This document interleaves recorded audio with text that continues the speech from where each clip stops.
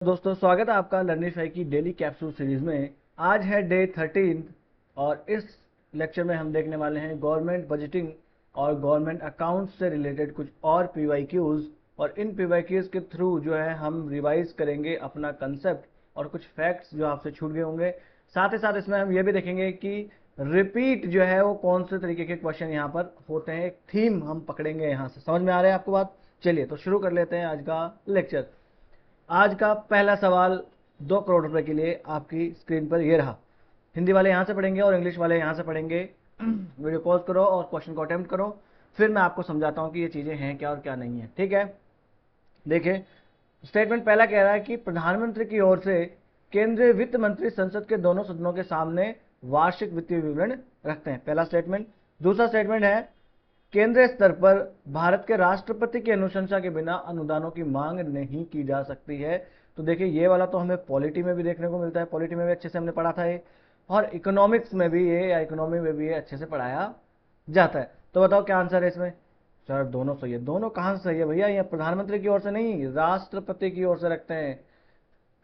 आपने पढ़ा नहीं, मैंने पढ़ा नहीं आपको? समस्त कार्यपालिका शक्तियां राष्ट्रपति में निहित है और उन्हीं के नाम से की जाएंगी।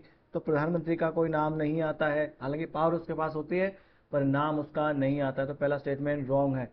ए गया और सी गया, बचा बी या डी। दूसरा बिल्कुल सही है कि यूनियन स्तर पर राष्ट्रपति की अनुशंसा के बिना और राज्य स्तर पर राज्यपाल की अनुशंसा के बिना कोई भी अनुदान की मांग नहीं की जा सकती है। तो आंसर विल बी बी, केवल दो। केवल और केवल दो इसका आंसर होने वाला है। यहाँ पर इसकी एक्सप्लेनेशन भी दी हुई है, बाकी मैंने आपको समझा ही दिया है। चलिए अगला क्वेश्चन, क्वेश्चन नंबर 2 आपकी स्क्रीन पर ये रहा और आप इसको पहले अटेम्प्ट करेंगे, फिर मैं आपको समझाऊंगा कि ये क्या है और क्या नहीं। ठीक है, 2022 का क्वेश्चन है a share of the household financial saving goes toward government borrowing. यानी जो हाउस होल्ड की फाइनेंशियल सेविंग्स है उनका कुछ पोर्शन जो है वो सरकार की उधारी में जाता है, यानी सरकार उससे कुछ उधार लेती है। चलिए अगला जो है dated security issued at market related rates in auction from a large component of the internal debt. तो डेटेड सिक्योरिटीज जो है वो एक बहुत बड़ा पार्ट होता है जो इंटरनल डेट होता है, आंतरिक ऋण जो होता है उसका। तो बताओ इसका आंसर क्या होने वाला है? बताओ। बिल्कुल इसका आंसर होने वाला है सी, दोनों इसमें करेक्ट है। यहाँ पर घरेलू वित्तीय बजट का बचत का एक हिस्सा सरकारी उधारी में जाता है और साथ ही साथ नीलामी में जो है बाजार संबंधी दरों पर जो दिनांकित प्रतिभूतियां जारी की जाती है वो आंतरिक ऋण का एक बहुत बड़ा भाग होती है। यहाँ से आप पूरा का पूरा पढ़ सकते हैं कि जो हाउस होल्ड की सेविंग्स है, जो आप और हम सेविंग्स करते हैं ना, ये भी सरकार की उधारी में जाते हैं। ठीक है, सरकार जो है वो उधार लेती है। जैसे आपका बैंक डिपॉजिट होता है, पेंशन फंड्स होता है, इंश्योरेंस स्कीम्स होती हैं, ये गवर्नमेंट जो है यहाँ से उधार लेती है। समझ आई आपको बात? आप जो पेंशन की स्कीम आप लेते हैं तो वो पेंशन की स्कीम जो है वो फिर सरकार वहाँ से पैसा ले लेती है। जैसे LIC है, उसको पैसा जाता है हमारा, तो LIC जो है ये इंश्योरेंस कंपनी फिर आगे गवर्नमेंट जो है उसको उधार में देती है। समझ में आई? चलिए ये जो डेटेड सिक्योरिटीज होते हैं ना, सिक्योरिटीज मतलब प्रतिभूति, ये प्रतिभूतियां जो है ये बहुत बड़ा पार्ट होती है अपनी इंटरनल डेट का। देखिए डेट का मतलब होगा उधार। क्या होगा? उधार। तो उधार एक होता है आंतरिक उधार यानी हमारे देश के अंदर से लिया हुआ, एक होता है एक्सटर्नल यानी बाह्य उधार, यानी देश के बाहर से लिया गया उधार। तो अपने यहाँ मैक्सिमम कौन सा है? तो अपने यहाँ मैक्सिमम इंटरनल जो डेट है वही है, जो आंतरिक ऋण ही है हमारे यहाँ ज़्यादा है। बाह्य ऋण हम बहुत कम लेते हैं और गवर्नमेंट तो बहुत ही कम लेती है। बाहर से कोई अगर ऋण लेते भी हैं तो वो कंपनीज लेती है ना, कमर्शियल बोरोइंग्स वो होती हैं। सरकार बहुत बाहर से कम लोन लेती है। ठीक है, यही यहाँ पर लिखा हुआ, आप आराम से पढ़ लीजिएगा। देखिए इंटरनल डेट जो है वो डेट दो तरीके का मैंने बताया, इंटरनल वर्सेस एक्सटर्नल, है ना। यहाँ पर इंटरनल है, यहाँ पर एक्सटर्नल है यानी आंतरिक। यहाँ पर बाह्य, माफ करना गला थोड़ा सा खराब है पर इसके बहाना लेकर हम क्लास तो नहीं रोक सकते ना, अपनी सीरीज जो अब चली है उसको रोक नहीं सकते। चलिए इंटरनल डेट में देखें मार्केट से लोन लेती है सरकार, सोशल बेरियर बॉन्ड्स होते हैं, ट्रेजरी बिल्स होते हैं, ये सब आपने पढ़ रखे होंगे। मैं यहाँ पर सिर्फ रिविजन के लिए हूँ, ये सब पढ़ाने के लिए अभी नहीं। स्मॉल सेविंग्स है, प्रोविडेंट फंड है, RBI रिजर्व फंड होते हैं, उनकी डिपॉजिट वगैरह होती है, ये सारी की सारी इंटरनल डेट का पार्ट है ना। ये यूनियन के, स्टेट जो है इनके भी ये loan and advances provident fund वगैरह स्टेट्स के भी होते हैं। और एक्सटर्नल डेट मतलब बाहर से हम कहाँ से लोन ले सकते हैं? IMF से लेते हैं, IBRD international bank for reconstruction and development, west ये वर्ल्ड बैंक से लेते हैं, जापान, यूएसए, यूके, फ्रांस, इनसे हम लोग लोन लेते हैं। और ये सारे जो चीज़ें हैं ये क्या होगी, एक्सटर्नल डेट में आ जाती है। तो एक्सटर्नल डेट अपने पास अगर पूछे कभी तो बहुत मिनिमम अपना एक्सटर्नल डेट है। मैक्सिमम तो अपना कौन सा डेट है, हम इंटरनल डेट ही लेते हैं, बाहर से डेट हम नहीं लेते हैं। चलिए क्वेश्चन नंबर 3। सर हिंदी, इसकी हिंदी नहीं मिली, समझा देता हूं आपको यही। क्वेश्चन नंबर 3 क्या कहना चाह रहा है? क्वेश्चन नंबर 3 ये कहना चाह रहा है कि जब फाइनेंस मिनिस्टर बजट जो है वो पेश करते हैं संसद में, तो उस बजट में बजट के जो डॉक्यूमेंट है वो तो रखे जाते हैं, साथ साथ एक और डॉक्यूमेंट रखा जाता है, मैक्रो इकोनॉमिक फ्रेमवर्क स्टेटमेंट। ये जो फ्रेमवर्क स्टेटमेंट रखा जाता है, ये वाला डॉक्यूमेंट, ये क्यों रखा जाता है, क्या बंदिश है सरकार की, ये कहना चाह रहा है। तो बताओ, क्या वो पार्लियामेंट का ऐसा कन्वेंशन है, कोई परंपरा चली आ रही है? क्या आर्टिकल 110 और 112 में संविधान में ऐसा कहा गया है? क्या आर्टिकल 113 में संविधान में कहा गया है? या फिर जो है एफआरबीएम एक्ट जो है, physical responsibility and budget management, राजकोषीय उत्तरदायित्व और बजट प्रबंधन अधिनियम कब बनाया गया था? स्टार्टिंग में 2003 में। हाँ, तो इसका आंसर होने वाला है ये एफआरबीएम एक्ट। बहुत इजी सा क्वेश्चन था, 2020 में ये आया था, है ना। तो एफआरबीएम एक्ट जो है, जब हम इकोनॉमिक्स पढ़ते हैं तो ये पढ़ते हैं कि एफआरबीएम एक्ट के अकॉर्डिंग कुछ हमें डॉक्यूमेंट्स रखने पड़ते हैं। जैसे जो डॉक्यूमेंट्स रखे जाते हैं बजट के साथ साथ, वो जैसे कि एनुअल फाइनेंशियल स्टेटमेंट है, वार्षिक वित्तीय विवरण, वार्षिक वित्तीय विवरण ये रखते हैं। जो अनुदानों की मांग है, अनुच्छेद 113 में अनुदानों की मांग जो है वो रखी जाती है, वित्त विधेयक यहाँ पर रखा जाता है। और एफआरबीएम एक्ट के तहत भी कुछ डॉक्यूमेंट्स रखे जाते हैं, जैसे मैक्रो इकोनॉमिक फ्रेमवर्क स्टेटमेंट। आप इसको इंग्लिश हिंदी में भी ऐसा का ऐसा ही लिख दो, कुछ दिक्कत वाली बात नहीं है। फिर है मीडियम टर्म फिजिकल पॉलिसी कम फिजिकल पॉलिसी स्ट्रेटेजी स्टेटमेंट, ये भी रखा जाता है इसके साथ साथ। बाकी ये और ये भी इसमें रखे जाते हैं, पॉज करके आप पढ़ लेना। तो ये सारी चीजें जो है वो बजट में रखे जाते हैं। तो इसका आंसर क्या हो जाना था, एफआरबीएम इसका आंसर हो जाने वाला था। चलिए अगला क्वेश्चन, क्वेश्चन नंबर 4 करिए, अटेम्प्ट करिए।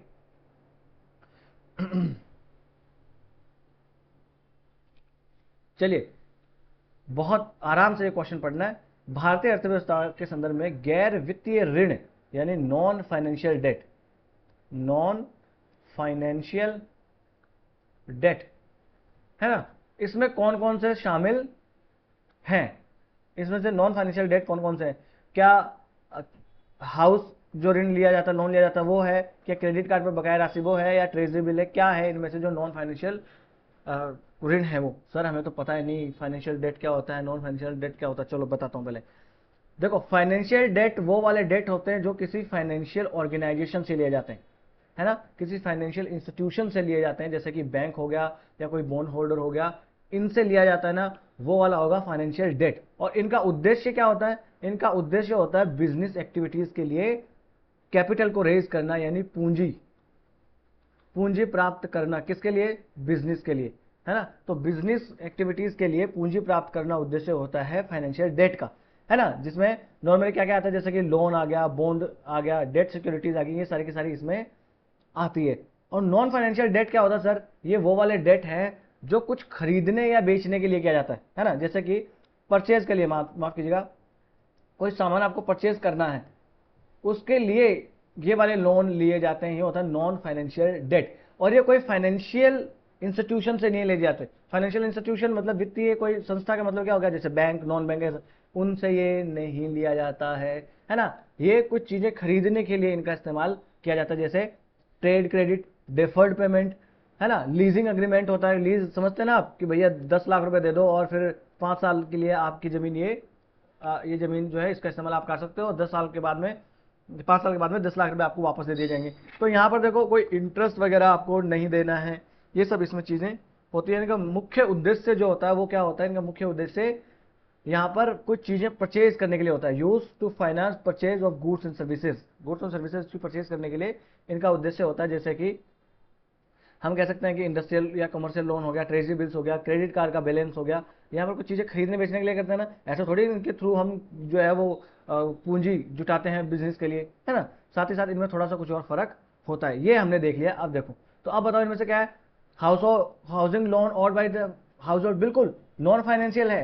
हाउस लोन, अब आप कोई सर ये तो बैंक से लेते हैं ना, अरे भैया ये कोई बिजनेस चलाने के लिए थोड़ी लिया जा रहा है, ये किसके लिए लिया जा रहा है, ये लिया जा रहा है ये लोन किसके लिए, परचेज और गुड्स एंड सर्विसेज के लिए। तो ये गुड्स है ना, तो इसके लिए लिया जा रहा है। Amount outstanding on the credit card, तो क्रेडिट कार्ड्स के लिए कोई बिजनेस थोड़े होता क्रेडिट कार्ड से, कुछ चीजें खरीदने के लिए। ट्रेजरी बिल्स जो है ये भी हम कहें कि ये शॉर्ट टर्म, ये हम ये कह सकते हैं कि ये डेट इंस्ट्रूमेंट है एक मनी मार्केट का। किसका है, मनी मार्केट का है। तो यहां से भी हम कोई बिजनेस के लिए पैसा रेज नहीं करते हैं, तो ये ट्रेजरी बिल जो है ये भी नॉन फाइनेंशियल डेट है, ये भी हम किसी बैंक से नहीं लेते हैं, और यहाँ पर कोई इंटरेस्ट वगैरह नहीं होता है, क्योंकि वो डिस्काउंट पे बेचा जाता है और एट पार पर खरीद लिया जाता है। तो इसका आंसर क्या हो जाने वाला है, डी इसका आंसर हो जाने वाला है। क्या आपको कुछ नई चीज पता लगी? चलिए आगे, फिफ्थ क्वेश्चन अटेम्प्ट करिए, फिफ्थ क्वेश्चन को। फिफ्थ क्वेश्चन को अटेम्प्ट करेंगे। चलिए, most of India's external debt is owed by government entities, यानी भारत का जो अधिकांश विदेशी ऋण है वो भारतीय संस्थाओं जो जो सरकारी संस्थाएं उनके द्वारा लिया गया है। अगला, भारत का समस्त विदेशी ऋण जो वो अमेरिकी डॉलर में ही है। क्या अमेरिकी डॉलर में ही है सर? बताओ इसका आंसर क्या होने वाला है। देखो यहां पर बात है कि ये वाला स्टेटमेंट है ना सेकंड, ये तो एक्सट्रीम है, ये एक्सट्रीम स्टेटमेंट है। तो जब भी एक्सट्रीम स्टेटमेंट आते हैं ना, बहुत चांसेस है कि वो गलत होगा, है ना, बहुत चांसेस, मैं नहीं कह रहा हर बार ही होगा, पर बहुत चांसेस है कि वो गलत होगा, है ना। तो सर हमें तो पता ही नहीं इसके बारे में, तो चलो बताता हूं। देखो एक्सटर्नल डेट जो है मैक्सिमम वो गवर्नमेंट एंटिटीज का नहीं है ना। मेजोरिटी पार्ट जो है वो टोटल एक्सटर्नल ये डेट का भी नहीं है। देखो हमारे यहाँ एक होता है इंटरनल, एक होता है एक्सटर्नल। इंटरनल मतलब आंतरिक, पहले बता चुका हूं, और बाहर ऋण, ये दो ऋण है। तो मैक्सिमम पार्ट तो अपने यहाँ कौन सा है, इंटरनल डेट ही है, गवर्नमेंट का जो डेट है, और मिनिमम पार्ट जो है अपना एक्सटर्नल डेट का। और इस एक्सटर्नल डेट में से भी मैक्सिमम पार्ट जो है वो किसका है, प्राइवेट डेट लिया गया है यहाँ पर। कमर्शियल बोरोइंग्स है ना, वो है यहाँ पर, ना कि सरकार के द्वारा, सरकार के द्वारा ली हुई यहाँ पर ऋण नहीं है बाहर का, है ना। मैक्सिमम डेट जो है बाहर से लिया हुआ वो किसका है, वो प्राइवेट एंटिटीज का है, कमर्शियल बोरोइंग्स है वो, है ना। सरकार तो बहुत कम यहाँ से ऋण लेती है बाहर से, है ना। अगला, जो एक्सटर्नल डेट है अपना पूरा का पूरा वो यूएस की डॉलर करेंसी में ही पूरा का पूरा डिनोमिनेटेड नहीं है। हालांकि मैक्सिमम पार्ट जो है, अगर क्वेश्चन ये बने कि मैक्सिमम पार्ट जो है वो यूएस की करेंसी में है, यूएस डॉलर में है, तो मैक्सिमम तो यूएस की करेंसी में है, पर सारा का सारा यूएस की करेंसी में, डॉलर में नहीं है। देखो यहां पर आप देख पाएंगे जो एक्सटर्नल डेट है वो उसका शेयर सिर्फ 37.4% है ना। एक्सटर्नल डेट जो है अपना सिर्फ 37.4% है, और इसमें से भी लॉन्ग टर्म, अगर ऐसे भी क्वेश्चन होने के भी, लॉन्ग टर्म डेट जो है अपना ज्यादा है, शॉर्ट टर्म डेट जो है अपना कम है। समझ पा रहे हो। और यहां पर अगर हम देखें तो यूएस की डॉलर डिनोमिनेटेड ज्यादा है अपने पास, हालांकि 45% के अराउंड यूएस डॉलर में ही है, पर सारा का सारा यूएस डॉलर में नहीं है। रूपी डिनोमिनेटेड भी है, एसडीआर में भी है, येन में है, यूरो में भी है। समझ पा रहे हैं बात। और अपना एक्सटर्नल डेट जो है वो कम ही होता जा रहा है। जीडीपी का 19% अब अगर देखा जाए तो अपने पास है, 2022 में 19% के अराउंड जो है जीडीपी का था, तो बहुत ज़्यादा नहीं है। लगभग लगभग हम कह सकते हैं कि पूरा 100% अगर हम जो उधार लेते हैं उसमें 80% उधार तो जो है 80 रुपया तो हम इंटरनल सोर्स से लेते हैं, आंतरिक ऋण ही लेते हैं, बाह्य ऋण तो मात्र 20 रुपये लेते हैं।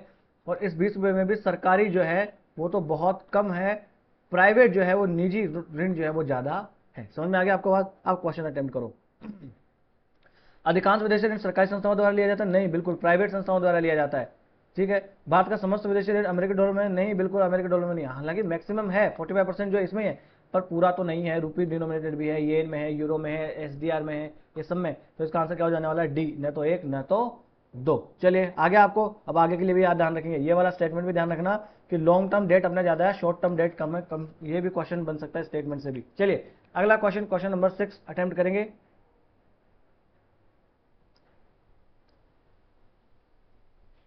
चलिए क्वेश्चन ये कह रहा है कि वर्ष दर वर्ष लगातार घाटे का बजट रहा है, घाटे को कम करने के लिए सरकार द्वारा निम्नलिखित में से कौन सी कार्रवाइयां की जा सकती है। घाटे का बजट है, घाटे का बजट का मतलब क्या हो गया कि सरकार का की जो है हम कह सकते हैं कि वे ज्यादा है आय से, तो ये तो डिफिसिट होता है। तो ये साल दर साल ज्यादा से ज्यादा ये बढ़ता ही जा रहा है, हर बार ये है। तो इस डेफिसिट को कम करने के लिए क्या किया जा सकता है? डेफिसिट का मतलब समझ रहे हो ना आप? घाटा। घाटा कब होता है? जब व्यय जो है वो ज्यादा हो जाता है आय से, तो घाटा हो जाता है। तो इस घाटे को कम करने के लिए सरकार क्या क्या कर सकती है? क्या राजस्व व्यय में कमी करनी चाहिए, नई लोक कल्याणकारी योजनाएं शुरू करनी चाहिए, सब्सिडी को तर्कसंगत बनाना चाहिए, या आयात शुल्क में कमी करनी चाहिए? बताओ क्या करना चाहिए। ये कॉमन सेंस से करने वाला क्वेश्चन है, बहुत ज्यादा टफ क्वेश्चन नहीं है। भाई मान लो सरकार के पास खर्चा हो रहा है, सरकार के पास घाटा हो रहा है बहुत ज्यादा, तो उस घाटे को कम करने के लिए आपको क्या करना चाहिए? राजस्व व्यय में कमी करनी चाहिए, बिल्कुल। राजस्व व्यय में कमी करनी चाहिए। राजस्व व्यय और ये क्या होता है, कैपिटल जो पूंजीगत व्यय क्या होता है मैं अभी बताऊंगा आपको। तो राजस्व व्यय में कमी करनी चाहिए, बिल्कुल करनी चाहिए। व्यय तो हो, उसमें कमी होगी तभी तो घाटा कम होगा, ठीक है। नई कल्याणकारी योजना शुरू करना, अरे नई कल्याणकारी योजना भाई साहब शुरू कर दोगे तो ज्यादा पैसा नहीं और खर्च होगा, तो ये नहीं होना चाहिए। अगला, सब्सिडी को तर्कसंगत बनाना चाहिए, बिल्कुल, क्योंकि बहुत सारी सब्सिडीज दे रहे हैं, तो उसको तर्कसंगत बनाओ और कम करो उसको, तो ऐसा करना चाहिए। आयात शुल्क में कमी कर देनी चाहिए। मेरे मतलब हम कोई चीज इंपोर्ट कर रहे हैं तो उसका हम जो ड्यूटी लगाते हैं उसको कम कर देंगे, ये तो गलत हो जाएगा ना। उस ड्यूटी से जो पैसा मिलने वाला था सरकार का वो तो कम हो जाएगा, है ना। तो ये नहीं करना चाहिए। तो क्या करना चाहिए? इसमें 1 करना चाहिए और इसमें करना चाहिए 3। ये यहाँ पर गलत हो गया, 1 यहाँ से है, ये 2 है, 3 है, ये 4 है, तो 1 एंड 3 करना चाहिए। तो इसका आंसर क्या आने वाला है? सी इसका आंसर आने वाला है। देखो डेफिसिट कितना कितना है। डेफिसिट देखो, एक तो फिजिकल डेफिसिट होता है, एक रेवेन्यू डेफिसिट, एक प्राइमरी डेफिसिट, एक इफेक्टिव रेवेन्यू डेफिसिट होता है। इनमें से फिजिकल डेफिसिट तो आपको पता होना ही चाहिए। ये जीडीपी का कितना परसेंट है ये भी आपको पता होना चाहिए। तो अभी अगर हम 24-25 में देखें तो 4.9% जीडीपी का अपने यहाँ फिजिकल डेफिसिट है। समझ पा रहे हैं बात? तो देखोगे आपके डेफिसिट डेफिसिट हर साल डेफिसिट है गवर्नमेंट का, है ना। तो फिजिकल डेफिसिट होता क्या है? फिजिकल डेफिसिट होता है जितना भी टोटल एक्सपेंडिचर होता है बजट का, उसमें से टोटल रिसीट्स को अगर माइनस कर दें, प्राप्तियों को, यानी जितना बजट, हिंदी वाले कुल बजट वे माइनस कुल बजट आय कर दें, तो जो है वो आएगा फिस्कल यानी राजकोषीय घाटा। और एक चीज याद रखना, इसमें से इस वाले जो आय होगी ना, इस आय में जो उधारी ली गई है ना, वो उधारी नहीं जोड़ेंगे, ये माइनस कर देंगे। भाई जब सरकार की आय होती है तो उसमें उधार ली हुई को भी सरकार की आय जोड़ लिया जाता है। तो याद रखना, फिजिकल डेफिसिट में, राजकोषीय घाटे में, ये उधारी को जो है वो इसमें इंक्लूड नहीं किया जाता है। बाकी ये एक और फॉर्मूला है, ये भी आपको फिजिकल डेफिसिट का याद होना चाहिए। समझ गए? चलो अगला आ जाओ। 7th क्वेश्चन क्या कहना चाह रहा है? क्वेश्चन को आप अटेम्प्ट करो, इजी सा क्वेश्चन है, बहुत ज्यादा टफ क्वेश्चन नहीं है। चलिए क्या कह रहा है क्वेश्चन? निम्नलिखित में से कौन सा भारत सरकार के पूंजीगत बजट में शामिल है? देखो, पूंजीगत बजट में कौन सा शामिल है? सड़क, भवन, मशीनरी आदि जैसी परिसंपत्तियां, विदेशी सरकारों से जो ऋण प्राप्त होता है वो, केंद्र और राज्यों को दिए गए ऋण और अग्रिम, ये बताओ कौन कौन से इसमें शामिल होते हैं।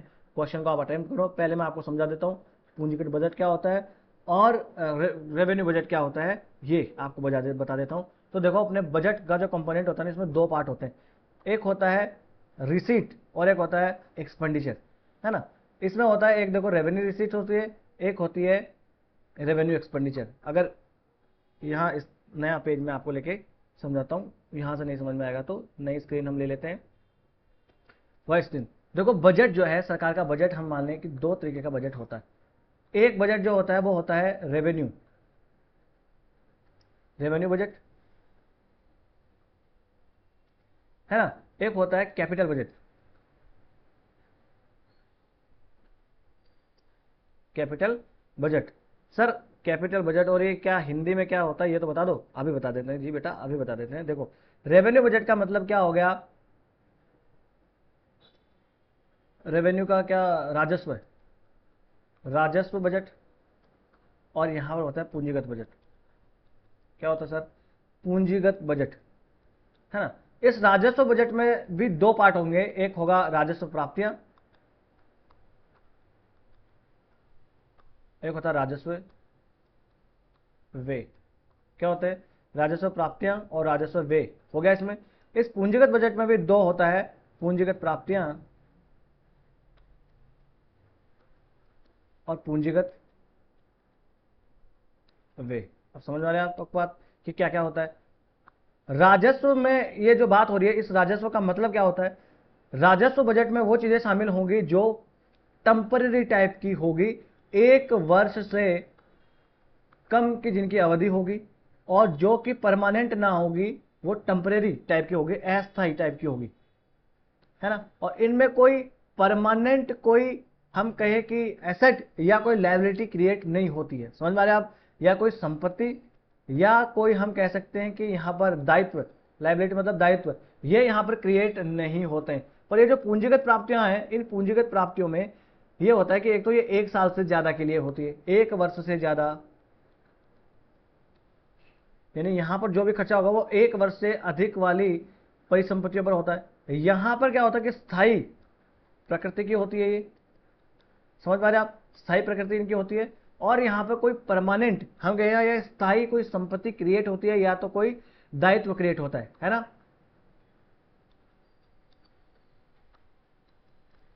दायित्व यहां पर क्रिएट होता है। सर नहीं समझ में आया, आप क्या भाषा में समझा रहे हो? एग्जाम्पल देके समझाओ। चलो चलो चलो चलो, बहुत बढ़िया, एग्जाम्पल दे रहे। राजस्व वे, जैसे मैं हम कहें कि राजस्व प्राप्तियां, तो राजस्व प्राप्तियों में हम क्या हो गया, टैक्स। टैक्स 1 साल के लिए लिया जाता है ना, अगले साल फिर से लाया जाता है, फिर टैक्स उसमें लिया जाएगा। सर वे तो बता दो, जैसे कि सैलरीज दी जाती है, वेतन दिया जाता है ना सरकारी कर्मचारियों को, जो पेंशन दी जाती है, ये। और सर पूंजीगत प्राप्तियों में और पूंजीगत वाले में क्या आएगा? ऐसी चीजें जो लॉन्ग टर्म के लिए, जो क्या है, लॉन्ग टर्म के लिए, जैसे पूंजीगत प्राप्तियां हो गया, जैसे कि हमने लोन ले लिया कहीं से, यानी ऋण ले लिया, ये पूंजीगत प्राप्तियां हैं, ठीक है, समझ में? पूंजीगत वे क्या मतलब क्या हो गया? जैसे कि हमने रोड बना दी, क्या 1 साल में खत्म हो जाएगी जल्दी से, है ना। हमने कोई इंफ्रास्ट्रक्चर बना लिया, कोई स्कूल बना दी, कोई हॉस्पिटल बना दिया, ये क्या हो गया? पूंजीगत व्यय हो गया। अब समझ में आया आपको? समझ में आ गया?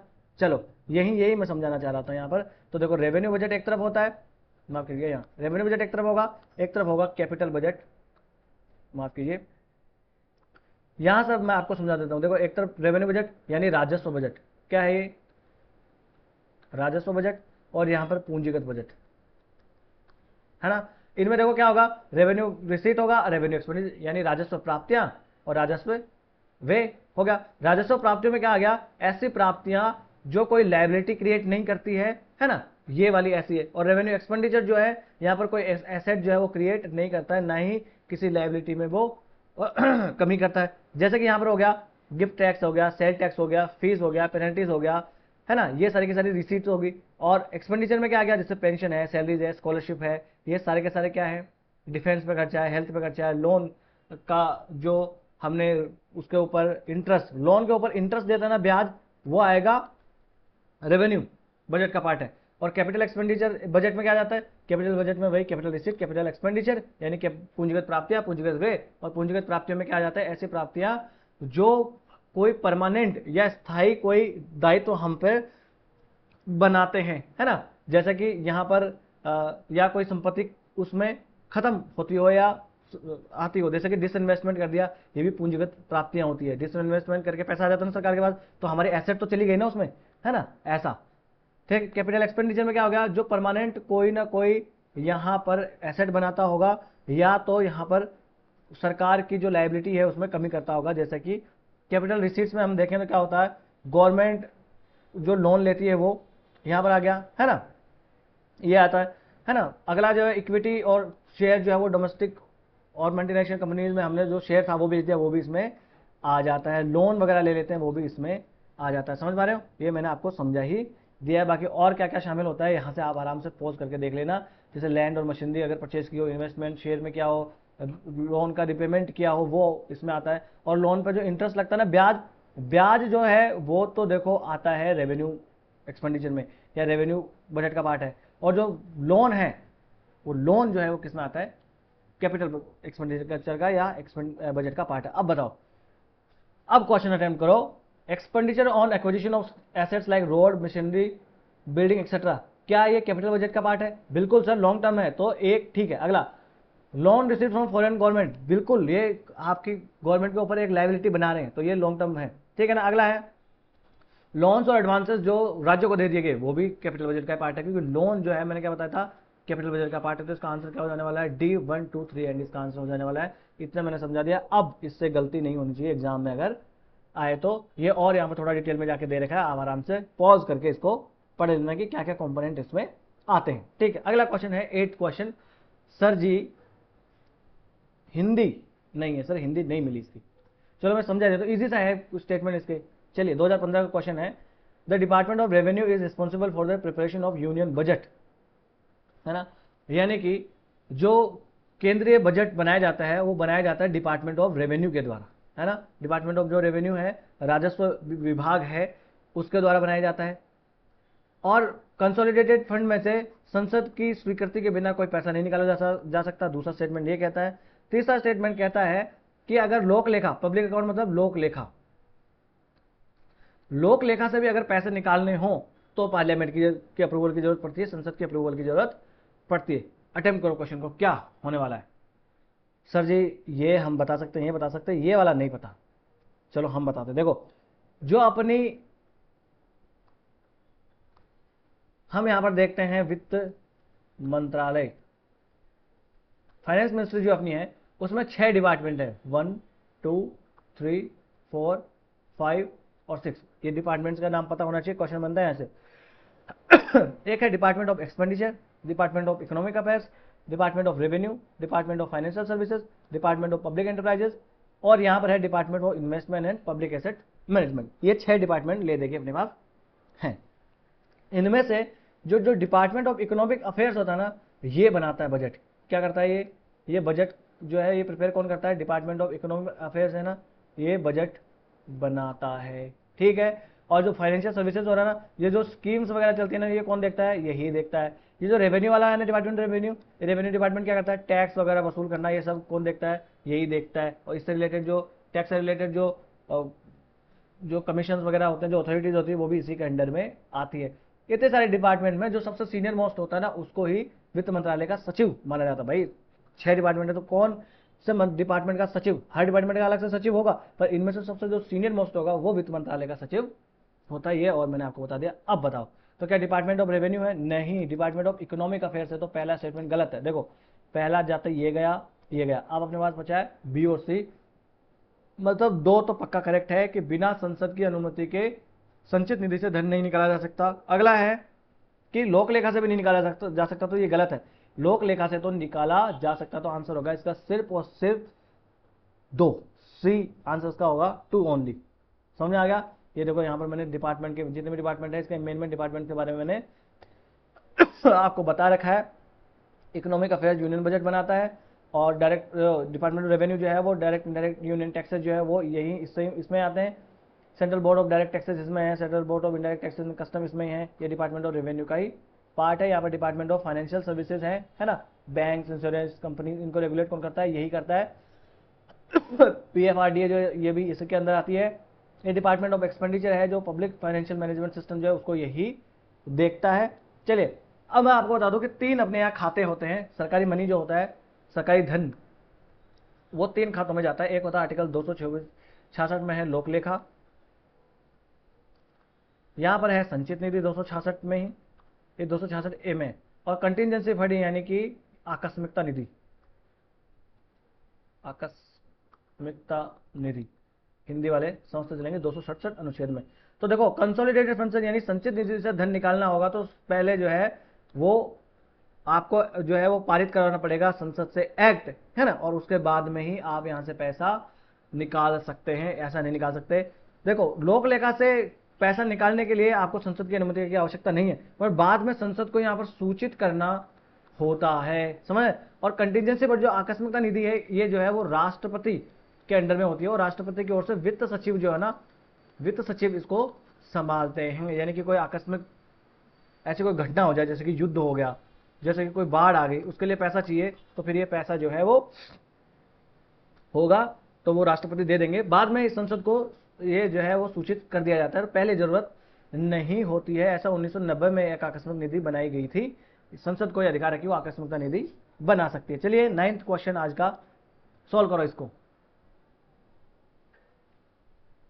देखो ऐसा एक क्वेश्चन 2016 में मैंने बताया था, वैसा ही सेम टू सेम क्वेश्चन है कि घाटे साल दर साल घाटा, स्टेटमेंट भी रिपीट है 2016 और 2015 का। तो यही फायदा होता है PYQs करने का। समझ पा रहे हो आप, PYQs करने का फायदा क्या होता है, यही स्टेटमेंट्स भले ही एकदम जो है वो रिपीट ना हो, बट थीम रिपीट होती रहती है। तो साल दर साल घाटे का बजट चल रहा है, तो कौन सी कार्रवाई जो है वो सरकार को यहाँ पर करनी चाहिए? क्या राजस्व में कमी करनी चाहिए? पहला स्टेटमेंट उसमें भी यही था। कल्याणकारी योजनाओं को शुरू करना, सेकंड स्टेटमेंट भी यही था। सब्सिडी को तर्कसंगत बनाना, थर्ड स्टेटमेंट भी यही था उसमें। और फोर्थ स्टेटमेंट अलग है, सिर्फ और सिर्फ फोर्थ, अभी दिखाऊंगा।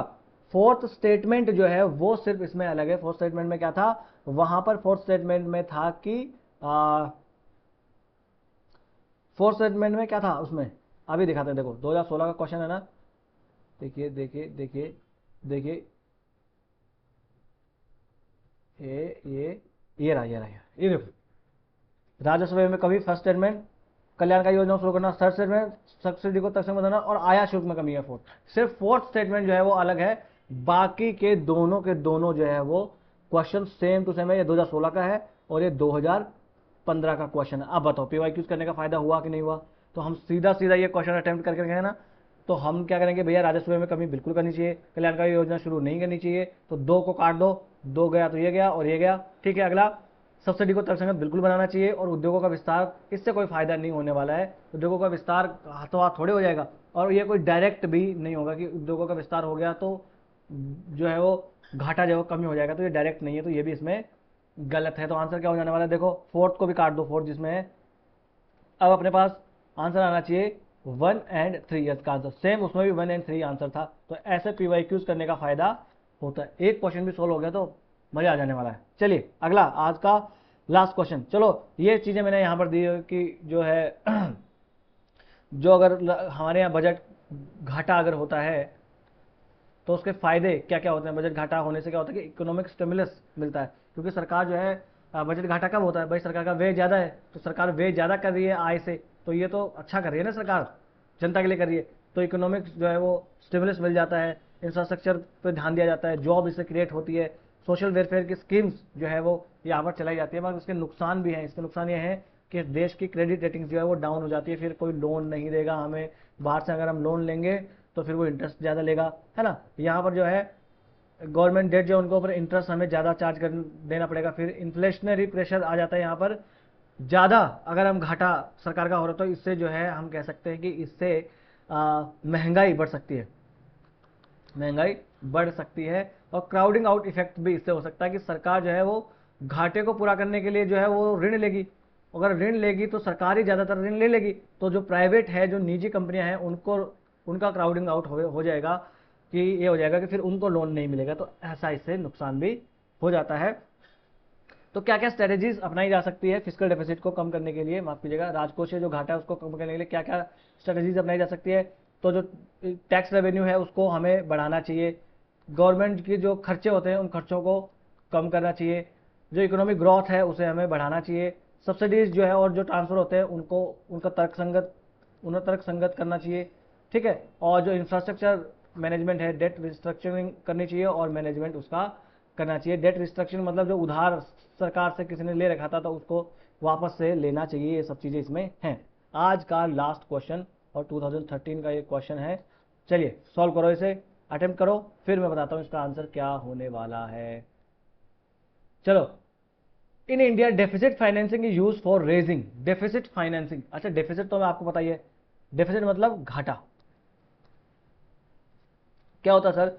जब एक्सपेंडिचर ज्यादा हो जाए इनकम से, यानी आमदनी एक ठंडी खर्चा रुपया वाली बात हो जाए, यानी कि हमारे पास खर्चा जो है वो तो ज़्यादा हो रहा है और आय जो है वो कम हो रही है, तो ये क्या हो जाएगा? घाटा। ये घाटे को पूरा करने के लिए भाई जो घाटा आ गया, मान लीजिए कि 100 रुपये अपने पास एक्सपेंडिचर है, पैसा हमें मिल रहा है 80, तो ये 20 रुपया जो है क्या होगा? घाटा। इस घाटे को पूरा करने के लिए सरकार क्या करती है? डेफिसिट फाइनेंसिंग कराती है। क्या करती है साहब? डेफिसिट फाइनेंसिंग, इसे कहते हैं घाटे के का वित्त पोषण। क्या कहते हैं? घाटे का वित्त पोषण इसे कहा जाता है। क्या कहा जाता है? घाटे का वित्त पोषण। क्वेश्चन पहले आपने अटेम्प्ट कर लिया, मैं आपको बताता हूं। घाटे का वित्त पोषण जो है वो अपने यहाँ, उसको घाटे का वित्त पोषण करने के दो तीन तरीके हैं। जैसे कि एक तो अपने यहाँ क्या कर सकता है कि सरकार जो है वो उधार ले सकती है आरबीआई से, आरबीआई से उधार ले सकती है, या हम क्या कर सकते हैं, सरकार ट्रेजरी बिल्स जो है वो जारी कर सकती है, या सरकार जो है क्या कर सकती है, यहाँ पर नई करेंसी जो है वो इशू कर सकती है, नई मुद्रा जो है वो यहाँ पर जारी कर सकती है। अब क्वेश्चन कभी आ जाए और स्टेटमेंट में मेंशन हो जाए कि घाटे के वित्त पोषण का सबसे बुरा प्रभाव कौन से में से होगा, तो अगर घाटे को पूरा करने के लिए अगर नई मुद्रा छापी जा रही है, नई करेंसी छापी जा रही है, तो ये सबसे खराब है। समझो, इससे क्या हो जाने वाला है कि रुपए की वैल्यू यानी मुद्रा की वैल्यू बहुत गिर जाने वाली है, महंगाई बढ़ जाएगी क्योंकि वैल्यू तो गिर जाएगी। इसका बहुत ज़्यादा नुकसान होता है। यानी घाटे को पूरा करने के लिए आप नए नोट छाप रहे हो तो एक टाइम ऐसा आएगा कि आपके नोट की कीमत जो है वो कागज से भी कम हो जाने वाली है। ऐसा जर्मनी में हुआ था द्वितीय विश्व युद्ध के टाइम पर। चलिए अब बताओ, तो अपने घाटे का वित्त पोषण किसके लिए किया जाता है? क्या पब्लिक डेट को खत्म करने के लिए किया जाता है? क्या बैलेंस ऑफ पेमेंट को एडजस्ट करने के लिए किया जाता है? क्या विदेशी ऋण को पूरा करने के लिए किया जाता है? नहीं, इसके लिए नहीं किया जाता। अपने इकोनॉमिक डेवलपमेंट के लिए घाटे का वित्त पोषण किया जाता है ना। घाटे का जो है वित्त पोषण किया जाता है इकोनॉमिक डेवलपमेंट के लिए, ताकि सरकार जो है, सरकार के पास का खर्चा भले ही ज़्यादा है, आय भले ही कम है, मगर फिर भी सरकार उधार लेकर भी इकोनॉमिक डेवलपमेंट कराएगी, है ना। ज़्यादा से ज़्यादा जो है वो इकोनॉमिक डेवलपमेंट हो यानी आर्थिक विकास हो, इसके लिए सरकार जो है ज़्यादा से ज़्यादा उधार लेती है। ये इसका उद्देश्य है। समझे बात? तो बस इतना हो गया। यहाँ से इनसे रिलेटेड कोई क्वेश्चन बनेगा तो वो अब आपसे गलत नहीं होना चाहिए। आज का स्कोर जो है आप कमेंट में जरूर बताइएगा। बाकी मिलते हैं अगली क्लास में डे 14 कैप्सूल के साथ, जिसमें हम फिर से आर्ट एंड कल्चर के कुछ महत्वपूर्ण सवालों के बारे में देखेंगे। इससे पहले भी आर्ट एंड कल्चर के बारे में हमने जो इंपॉर्टेंट क्वेश्चन थे वो देखे थे, और वहाँ से बार बार रिपीट में होते थीम हमने पकड़ी थी, वही आपको पकड़ना है ना। बहुत कम अब अपने पास समय बचा है प्रीलिम्स में, है ना।